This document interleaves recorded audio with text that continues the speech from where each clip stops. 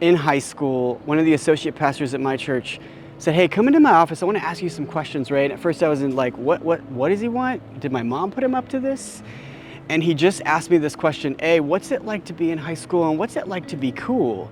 And even though it was a little weird, I realized as we dialogued, he had no other agenda other than to get my perspective. Hey, maybe you remember this video.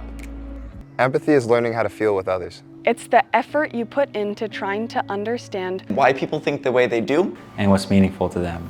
Empathy is sacred space. So there's this story in the Gospels where Jesus is on the way to heal this prominent religious person's daughter, and on the way, he's surrounded by a crowd of people, and this woman grabs the back of his robe. She has internal bleeding, and as she does, she's healed. The text, Mark 5:33, says she told him the whole truth. In other words, Jesus listened to her whole story. And I can't help but imagine that that's what God is like. Like God takes space for us so that we just can tell him our story, so that he can hear. And when we do that on behalf of other people, we embody the very character of Christ.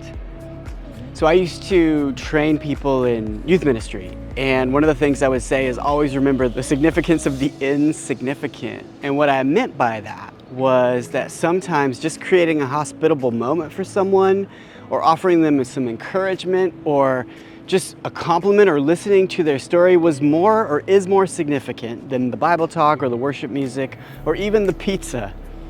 I, like you, hope that to be a church that is for young people, that's not to neglect other generations. It is to suggest that that's a unique call for Bidwell Pres because of our geographical location next to Chico State in downtown, because of our long history with young people, that's what God is calling us to do. But in order to do that, we got to listen, and we got to practice listening, because sometimes that is the most significant act of what begins a conversation about what the good news is all about. So imagine, rewind to your own journey as a young person. Who helped you surge ahead?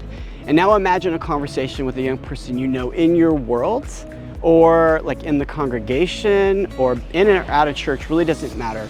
Think about sitting down with them. It would go something like this. You would say, hey, thanks for meeting. Our church is trying to understand young people better, so thanks for being a part of this. And there are no wrong answers. That's the empathy project. Empathy is a powerful practice because it bridges the gap between generations and helps us become a listening church. It's part of what ministry is. We listen to God, we listen to others, and we can make a difference in the world today. So thanks for listening. Thanks for doing this. Grace and peace.